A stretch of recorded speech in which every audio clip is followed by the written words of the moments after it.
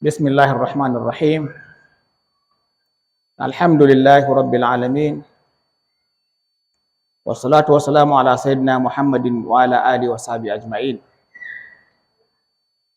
In the name of Allah, the Beneficent, the Merciful, may Allah's peace and blessing be upon His last and final messenger Muhammad, his companions, his household, and all those who follow his teachings until the end of time. My dear sisters, I want to insist to use the word sister because the word sister means sisters in Islam. This includes your mother, your grandmother, your wife, your daughter, your granddaughter, and any other Muslim woman all around the world. So I don't see a reason after contemplation and deep thinking of actually saying my wives, my daughters, this is going to be a repetition as far as Islam is concerned. So I want to use my dear sisters as the basis for inshallah greeting between us. If you remember, yesterday we delved throughout on how to perform ablution. This is very, very important. Performance of ablution requires purified water. Water that has three qualities. Water that is odorless, it has no good smell or bad smell. Water that is colorless is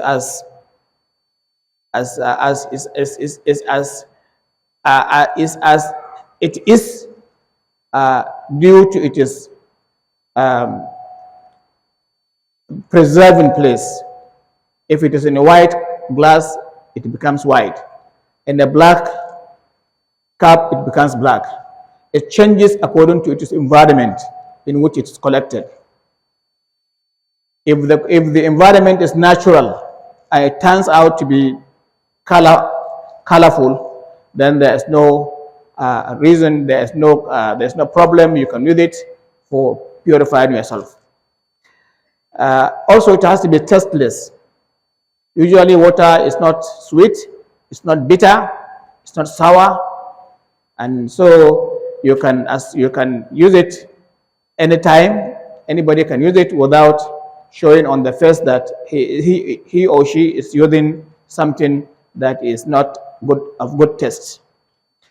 Therefore, if this water is having these qualities, then that water is capable of allowing you to use it for the performance of ablutions, including ritual bath. So I hope you have understood everything, and I hope there's no question. If there are questions or you want further explanations, you can write questions and send to us, and then we actually tackle that area which was not understood by you.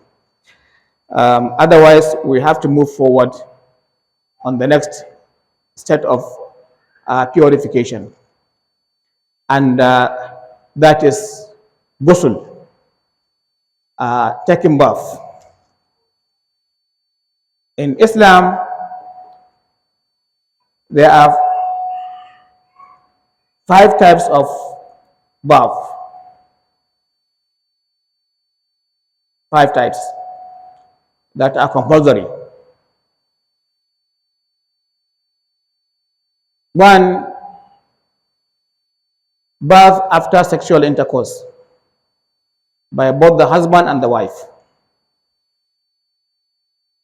2, bath after completion at the end of menstrual blood or period. A Muslim woman is required by Sharia to undergo a ritual bath to cleanse herself from the impurity of the hidden and the apparent.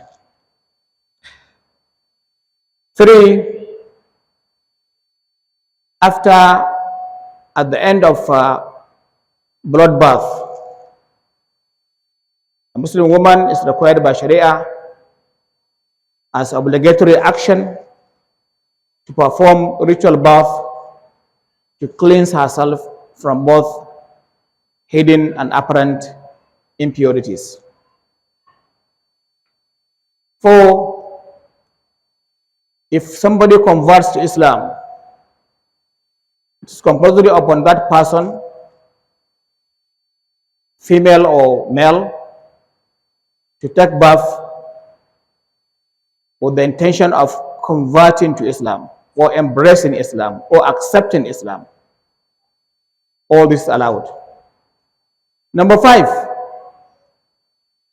it is not upon the person that the bath is compulsory or obligatory. It is upon the people around him that they must wash him.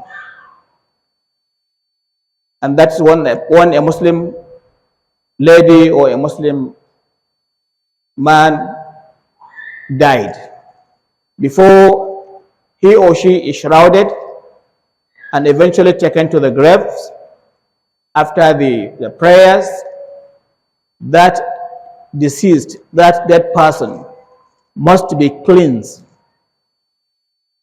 3 times with water, or 5 times with water, or 7 times with water, or even more, depending on the condition of the body of the deceased person. There is no limit to the use of water, and you use warm water, and you add lotus water in it, and at the end, the final one, you use camphor if necessary. This will douse or reduce, will minimize the bad odor coming out from the dead body. May Allah forgive us. These are the 5 ritual baths that are compulsory upon every Muslim. The rest are sunnah.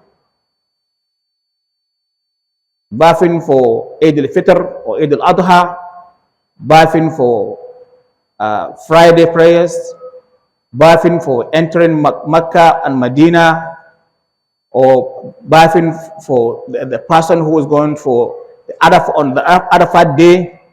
You are allowed to take that ritual bath. It's mustahab for somebody who is on Hajj. These are the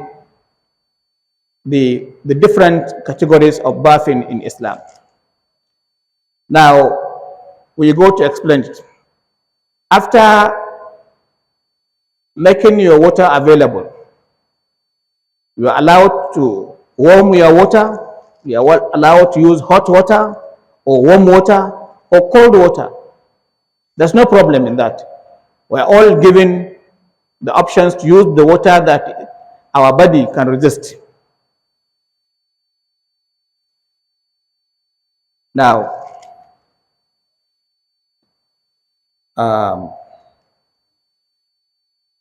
let me now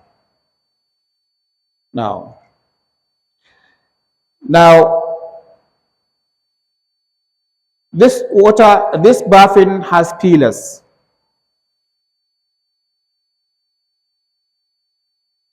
They have pillars, they have obligatory steps that you must observe.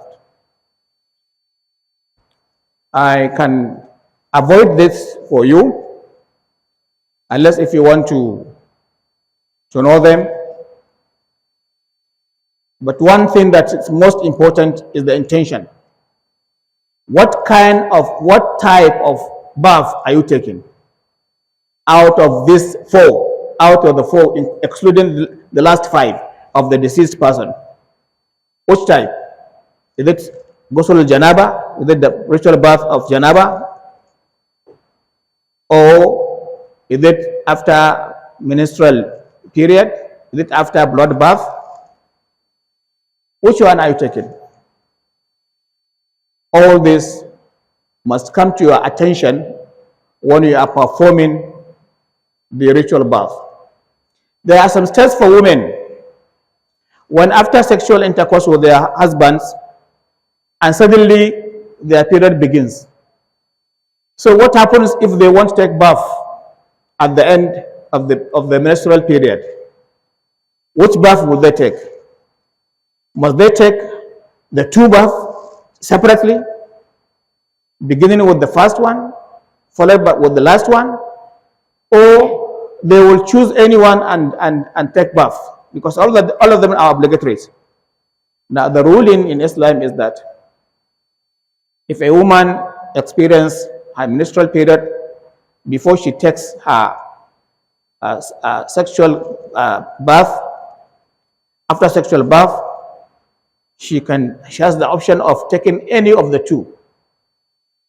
If she intends to cleanse herself from the janaba, that one suffices the khayda, the period. If she chooses to do the menstrual periods after menstrual period bath, that one also suffices that of janaba. So anyone you choose, you are at liberty and you are clear of the two. You understand? This is how it is done. Let me make a small comment on this. Many Muslim women, when they finish their period, they start with the next prayer. They start with the next prayer. They don't mind what happens with the previous prayers.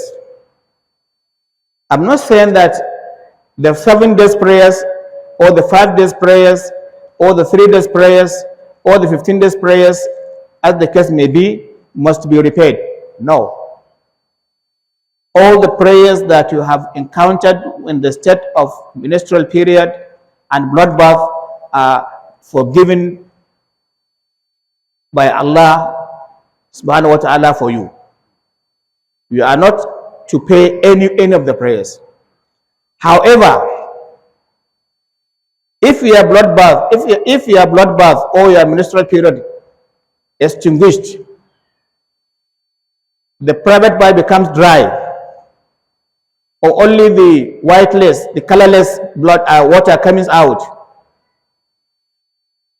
After Isha up to Fajr time, after Isha up to Fajr time, if you take bath before Fajr, then you must pray Maghrib and Isha and Subh. Because the time of Maghrib and Isha does not terminate until Fajr comes out, appears.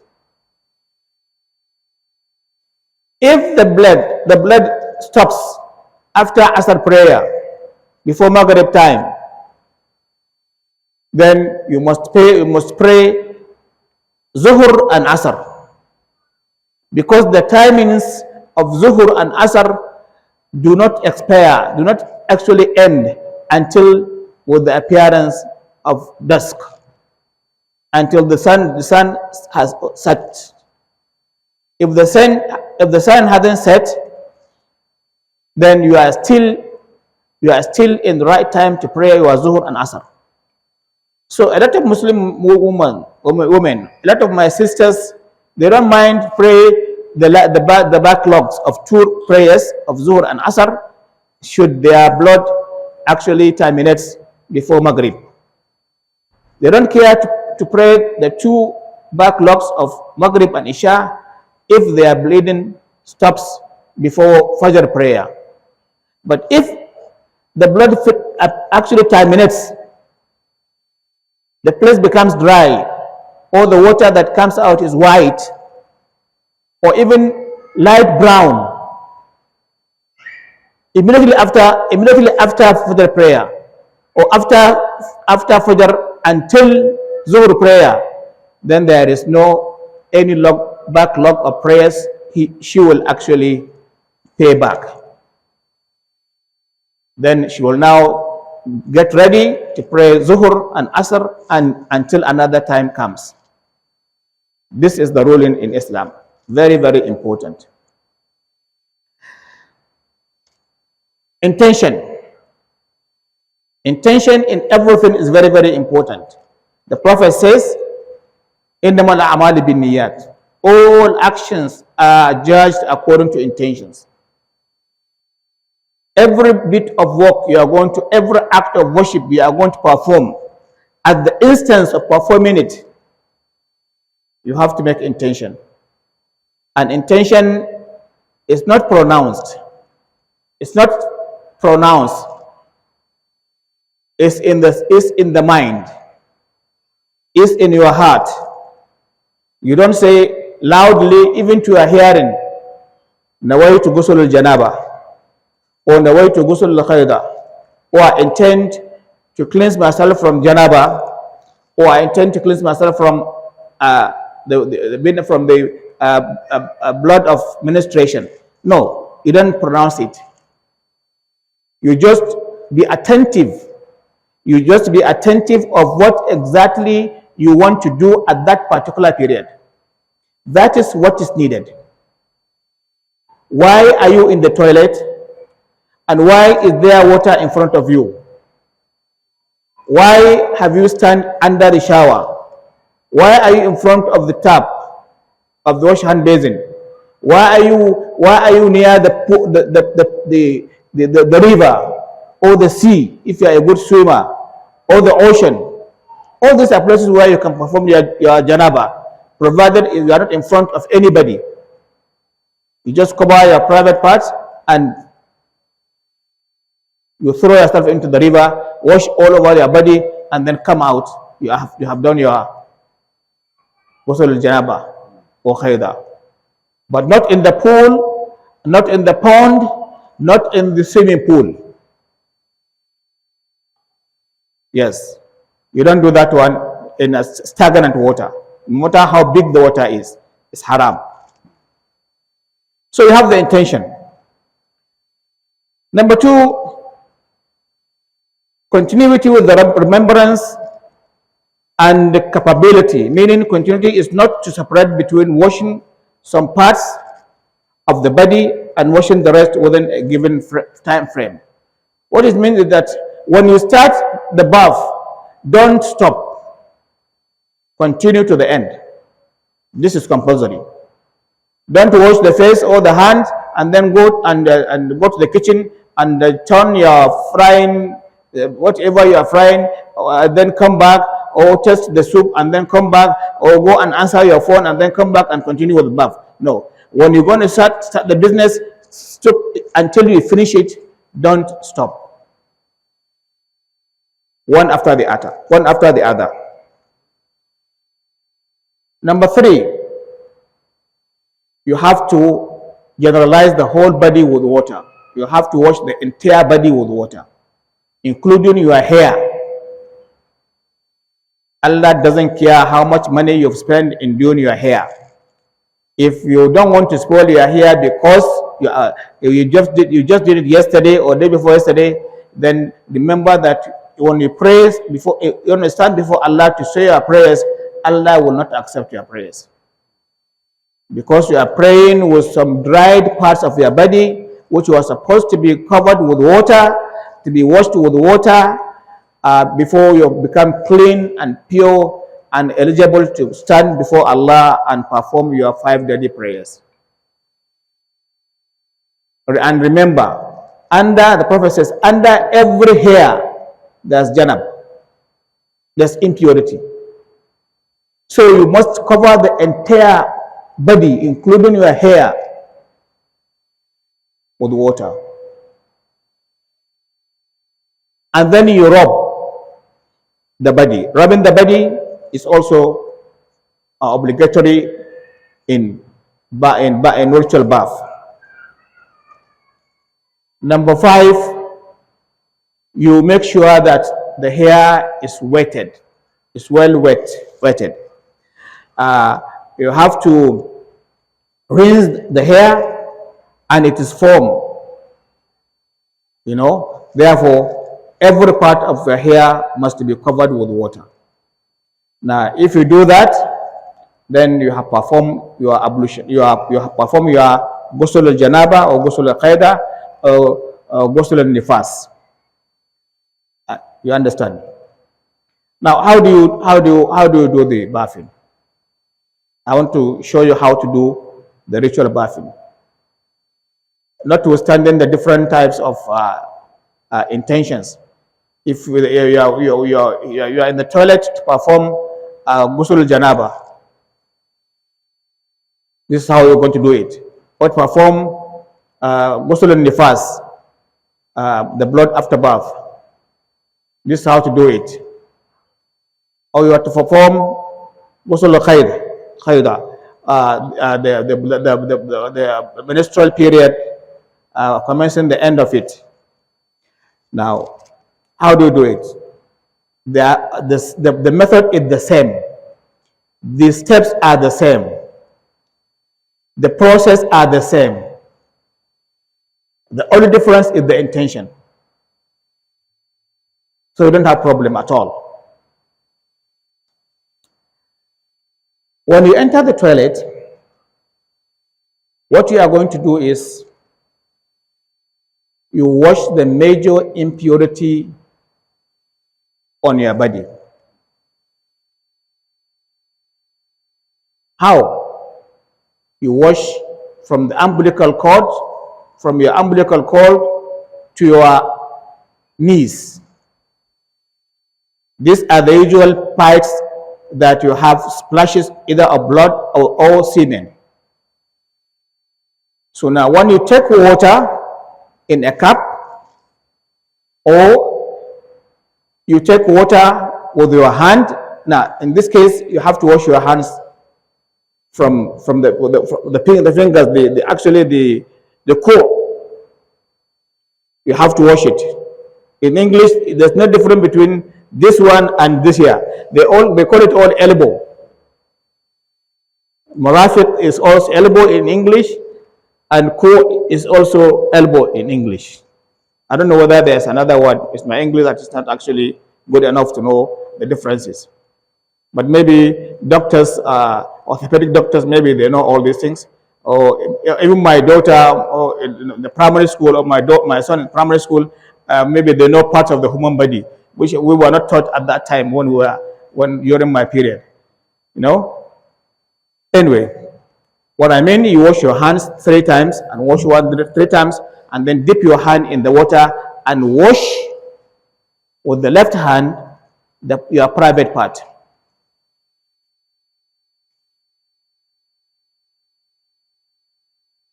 And also wash the genitalia.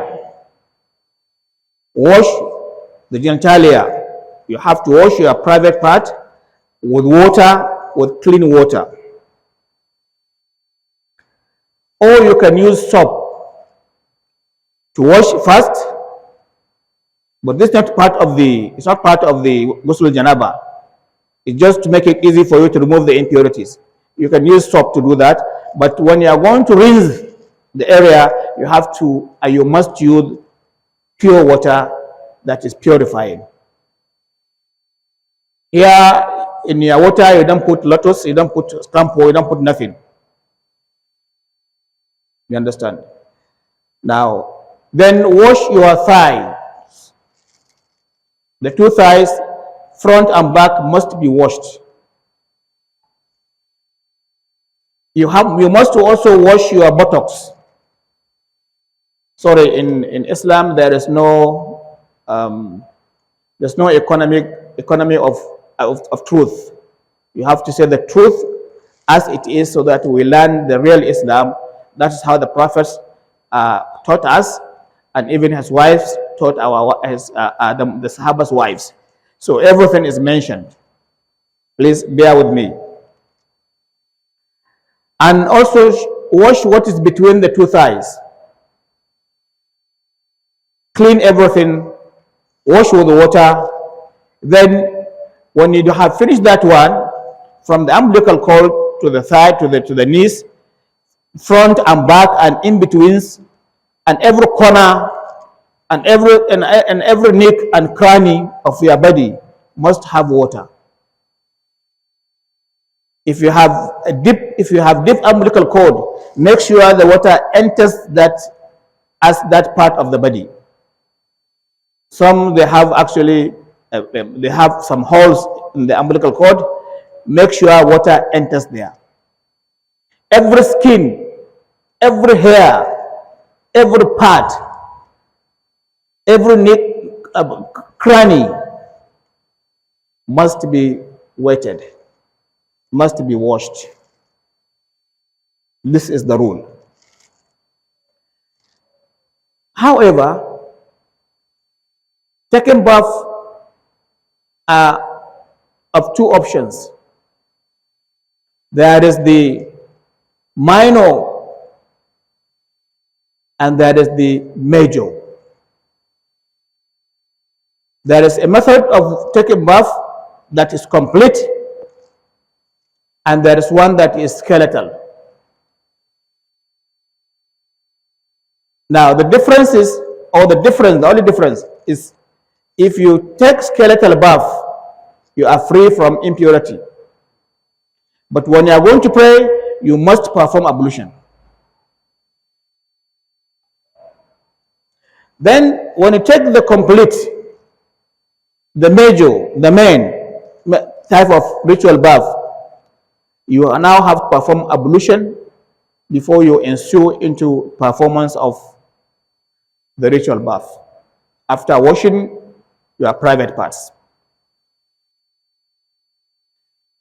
And you have to be careful. After washing from your umbilical cord to your knees, your hand must not touch your private part again. Your hands, especially the inner hands, the palms, must not touch your private parts again. You can wash the thigh, you can wash the buttocks, you can wash the back, you can do, but no more of touching of the private parts again.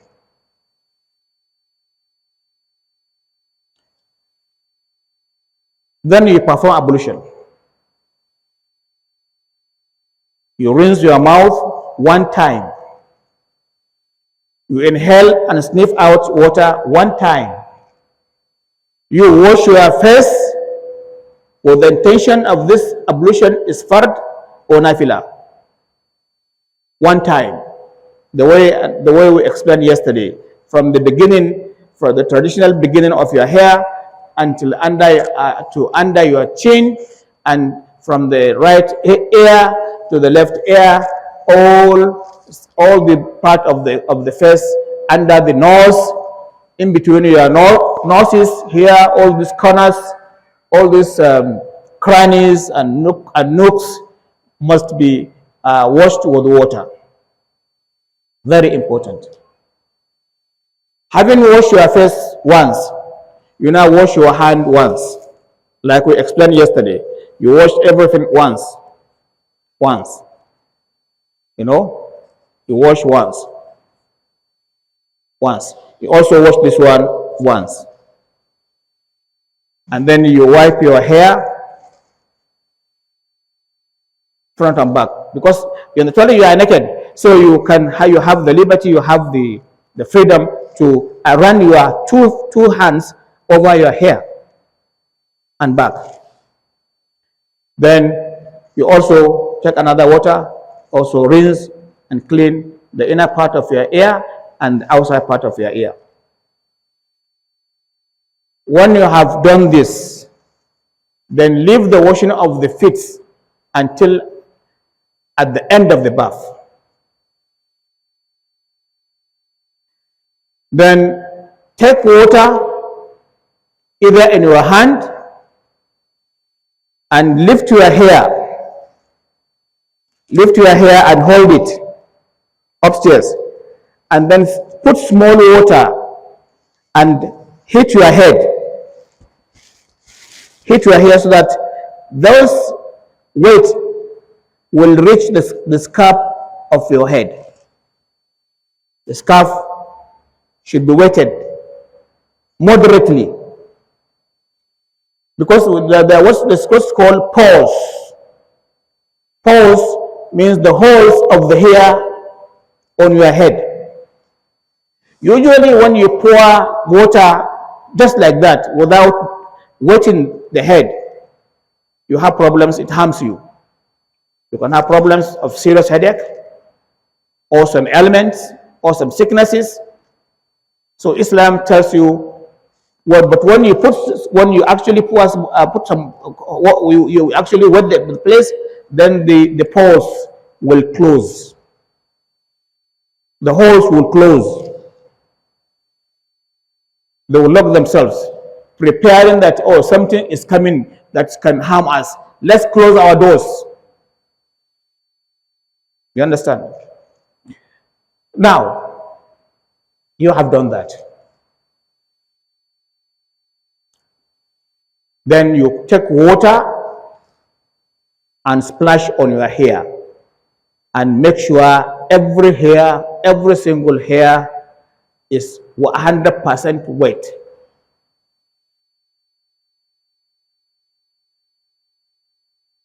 Such that water will be dripping from your hair.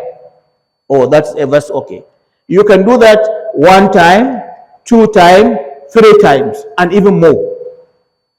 If you are going to take your bath under shower after performing the ablution, you are free to do that.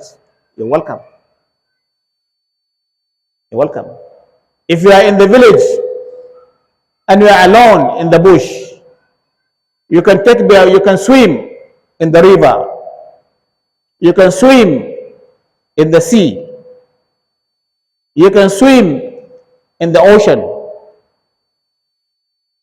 You know, dive into the water, wash your body all over, right hand, leg, everywhere, and you are free. You have done your performance ablution. Then come out and wash your legs like you are washing for ablution, the final part of ablution.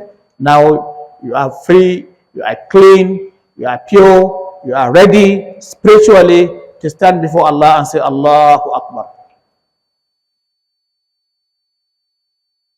Now, having washed your body, then you wash your face and the back of your neck, you know, the back of your head, everywhere, under your everything, and then you start with the right part of the body to make sure that everywhere is wetted. You wash. After washing the right parts, then you now wash the left part. Now you are rubbing the body. We must rub the body, because rubbing the body at dalk is compulsory. You rub the body so that water will enter in between the small holes on your body. Very important. Don't just pour water and say you have to rub your hands as to all the parts that your hands can reach. If you have short hands, then you can use towel. Wet the towel and then rub it behind you. Rub it behind you. Or call your husband and say, please rub my back, my hand can't reach. And he will do that for you. Or the husband will call his wife and say, please rub my back. Because it's allowed in Islam to bath along with your husband together in the toilet. Because you are free to look at any part of your husband's body. You are free. You understand? So there's nothing haram for you to look at your husband. Just he also, there's nothing haram for him to look in your body. Allah has allowed that to happen, and you can use it. So you can. The Prophet used to take bath with Aisha and the other wives. You understand? So there's nothing saying, no, I don't want you to see my. No, it's allowed. Now, you wash every part. Then at the end of the bath, you wash your legs, like we said. As though you are washing your legs after and the process of ablution. Now, alhamdulillah, you are clean, free from every impurity, free from every impediment, free from every restrictions, free from every reason that you must not stand in front of Allah to perform any act of worship. Circumambulation, going around the Kaaba, you can do it. Taking the Quran with your hands is allowed. Saying prayers of any type is allowed. Whether nafila or fard, compulsory or obligatory or recommendable or voluntary, you are all allowed to do that. And the more you keep your ablution, the more you are categorized as a true believer. The more you live in clean state, the more you are loved and liked by Allah subhanahu wa ta'ala. This is it. Then the incomplete, no ablution. The incomplete, no ablution. The same process, but no ablution. Do you understand me? Now, if you have any question on this aspect, please, let's see the question tomorrow. Then another type of purification is tayammum. Tayammum is sand ablution.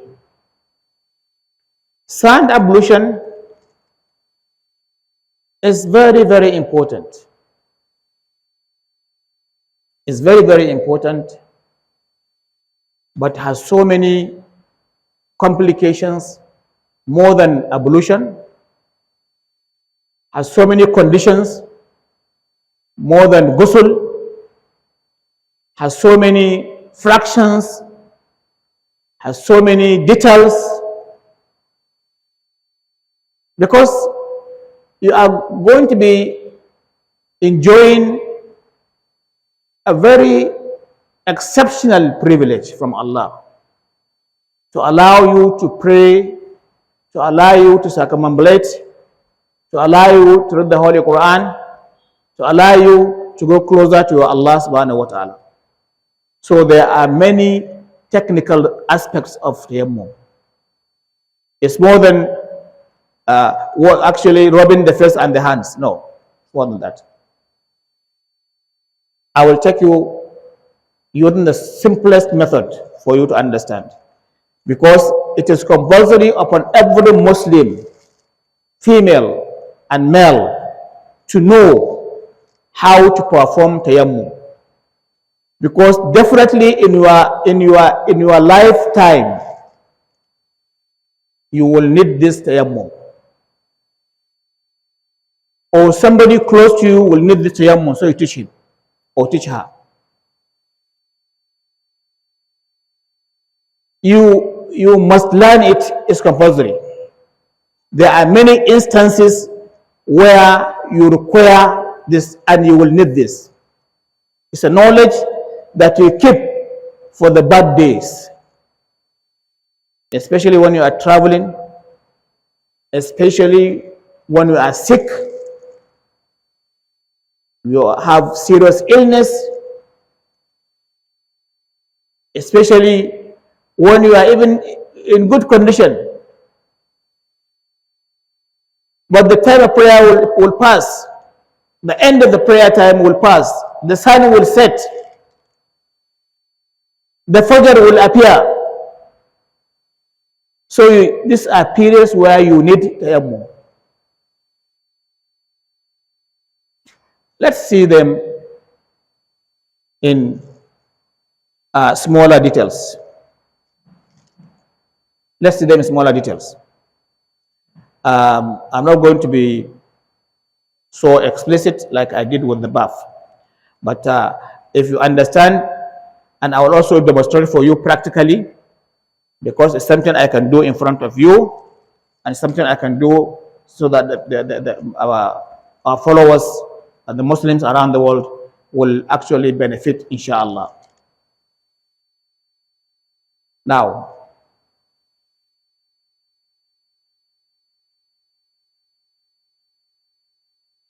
Conditions of tayammum. What are the conditions of tayammum?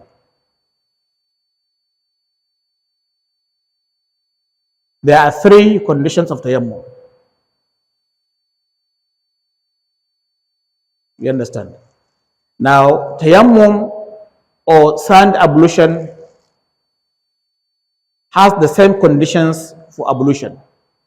What makes you perform ablution? It's what makes you perform sand ablution. But there's one thing that is different, is actually a distinguishing factor between ablution and tayammum. Ablution, you can perform ablution from your home, come out with it, pray your zuhur in your office, your asr in your office, with what? With one ablution, if nothing breaks them. But in tayammum, you can't perform tayammum now and then after 1 hour or 10 minutes or 15 minutes or 2 hours or 3 hours or the whole day with one tayammum. No. The timing for that prayer must enter. The timing must enter. Like maybe in this mosque, they are called prayers quarter to 1, quarter to the period of Salat. So you don't perform ablution and wait for 15 minutes. No. You're not allowed.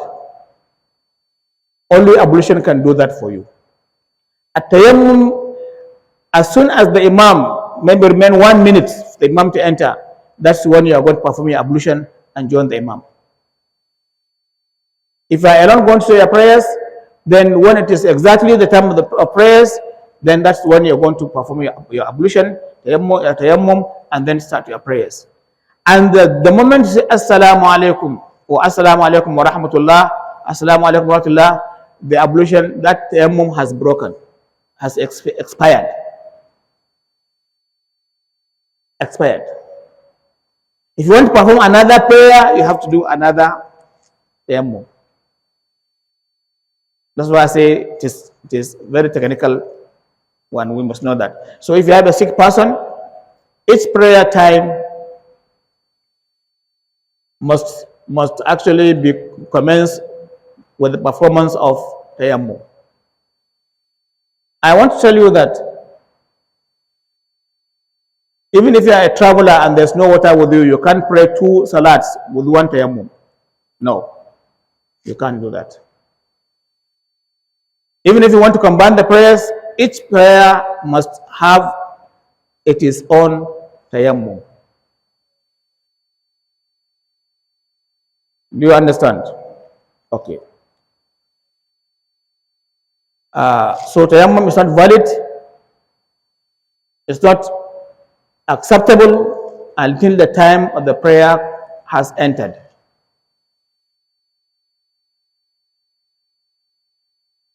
Who are those who are entitled to perform tayammum? Not just any Muslim. We have children who have not reached the age of poverty, who salat is not compulsory upon them, tawaf is not compulsory upon them, reading the Holy Quran is not compulsory upon them.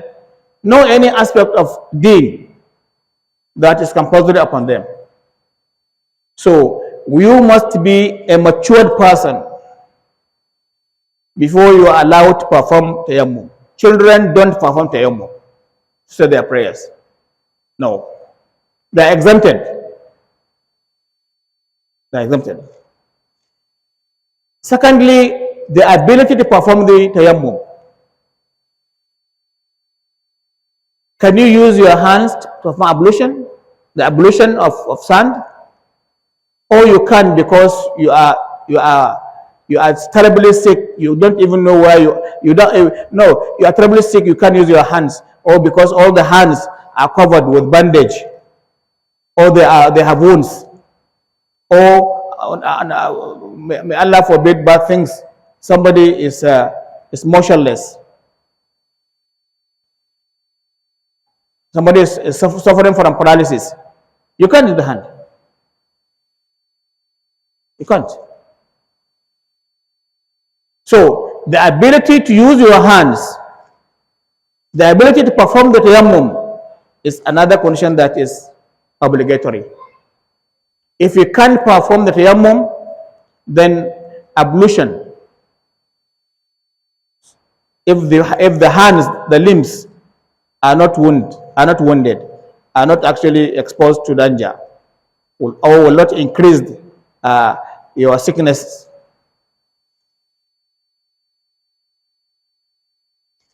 Number three, there must be a reason why you are going to perform the sand ablution. You don't perform sand ablution if there is water, you are at home, there's enough water, there's not enough time, you don't need. Sand ablution is for emergency. It's only for emergency. See how Allah is to us, how merciful our Lord is. He doesn't want you to disconnect with Him. Allah wants you always to connect with Him. That's why He gave us this opportunity, this exceptional opportunity to reconnect, even if there's no water.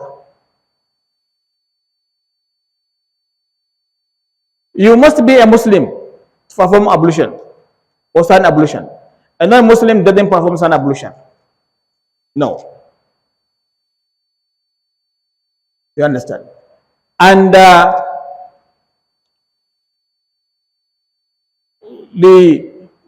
must be a reason why, if you use water, your illness will increase or your condition will deteriorate. You understand? These are reasons. And you must be sensible. A mad person, a crazy person, a person who is suffering from mental illness, no need for him to perform sand ablution. Because there's nothing compulsory upon him as Muslim to perform prayers or to fast. And a Muslim woman, if she is in her state of impurity, she is actually in her state of menstrual period or bloodbath period, there is also no tayammum for her to do anything. She can't say, let me do tayammum and take Quran, or read Quran, or pray 2 rak'ahs, or this or that. No, everything has been given. Actually, everything has been given to her as holiday. Now, let me go to the actual performance of the ablution. Please watch closely. Those who are facing the other direction should face me so that you will learn how to perform the ablution. I will stand up so that you can see me from wherever you are. You understand? And I will do that, inshallah ta'ala.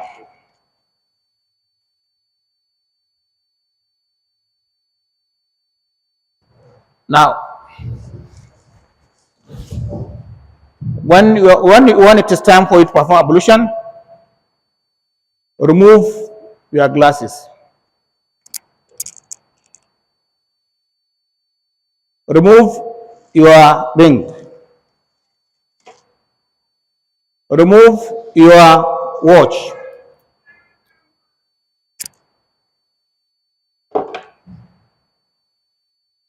My hands is natural, is as free as anything. So what are you going to do? The Prophet says, and what is compulsory in performance of sand ablution is you hit the sand. You hit the sand like this. Touch the sands with your 2 palms.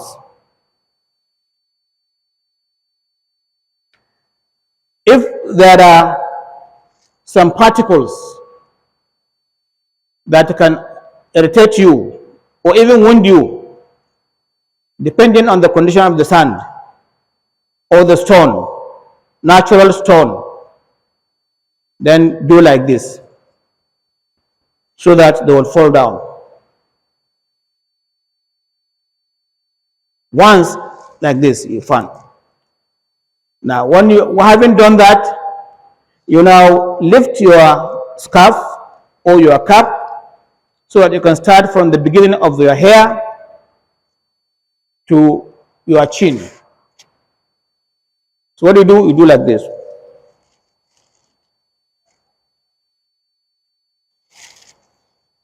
Make sure your hand covers every part of your face, just like as if you are washing with water. From the right ear to the left ear, from the beginning of the hair down to your chin. Then you come like this. You look at my hands. You do like this, not like this. You do like this. Then don't do like this, open. You curve it like this. Then you come here and puff and do like this. To the first elbow, you understand? Then you also turn like this and do like this to the first elbow, Then you do like this and do like this. You are finished. It's as easy as ABC. It's not difficult. But many Muslims don't know how, not only my dear sisters, but even the males around the world, they don't know how to perform tayammum. It is terribly unfortunate. This is fard. You have finished. However, in the Maliki school of law, there is second touching of the sand. This is not farilla, it's not compulsory, it's not obligatory, it's only sunnah. If you like, you can do it. If you don't like, leave it. If you like, you can go like this, and then do like this, and do like this. Do like this, and go like this. So for the second touching of the sand. But the first one suffices. So whichever you want, you can go ahead. May Allah make it easy for us. This is how to perform sand ablution.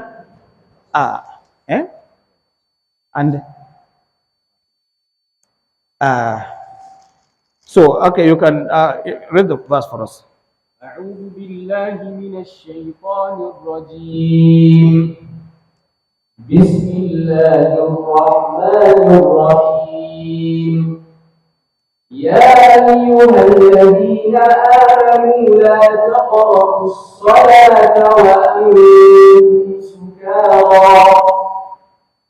حتى تعلموا ما تقولون ولا جنبا إلا عابري سبيل حتى تغتسلوا وإن كنتم مرضى أو على سفر أو جاء أحد منكم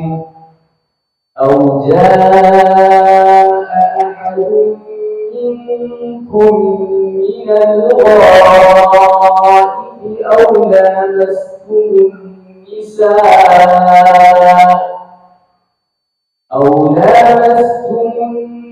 النساء فلم تجدوا ماء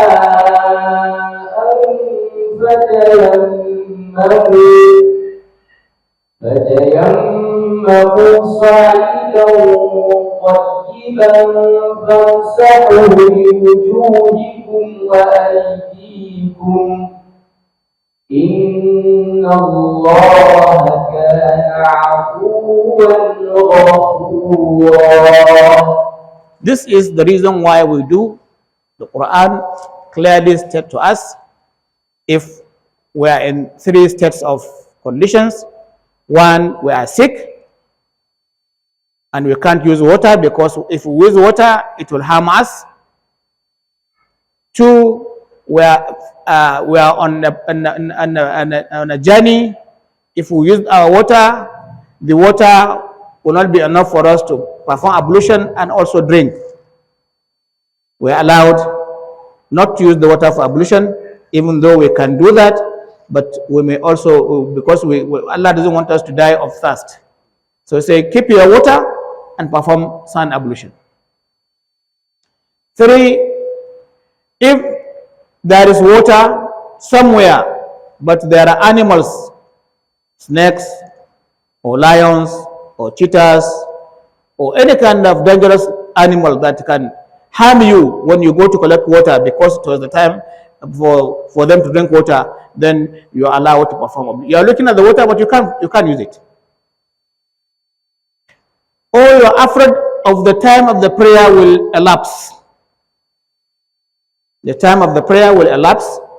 If you say you are going to perform ablution, washing the head, washing the hand, washing the feet, rubbing on the head, sniffing of the water, all this process will take more than 1 minute. And you have only 1 minute or 1.5 minutes for the time to elapse of the prayer. Then don't perform ablution, perform tayammum. This is to show us that even now we must have sand in our homes. There shouldn't be any Muslim home that is devoid of ready-made sand for sand ablution, even if the whole family, members of the family, are well and hearty. Anything can happen because of this kind of conditions. You understand? Also, if you say you are going to perform ablution and you have some valuable things, you are maybe guarding somebody's properties. If you leave to go and pray or to perform ablution, somebody will come and snatch those valuable things. Perform sand ablution and say your prayers. So you can stand and guard your wealth, and you are free to perform sand ablution. These are the conditions that one is allowed to perform sand ablutions, inshallah ta'ala, under such circumstances. We've come to the end of today's lesson. When tomorrow comes, inshallah ta'ala, we will move, inshallah, to the next stage of that verse 3 of the Holy Quran, and see how relevant they are to us. اللهم آت نفوسنا تقواها وزكها أنت خير من زكاها أنت وليها ومولاها فنعم المولى ونعم النصير. اللهم لا سهل إلا ما جعلته سهلا وأنت تجعل الحزن إذا شئت سهلا. اللهم طهر قلوبنا من النفاق وأعمالنا من الرياء وألسنتنا من الكذب وأعيننا من الخيانة إنك تعلم خائنة الأعين وما تخفي الصدور. وصل اللهم وسلم على نبينا محمد وعلى آله وصحبه أجمعين. سبحان ربك رب العزة عما يصفون وسلام على المرسلين والحمد لله رب العالمين.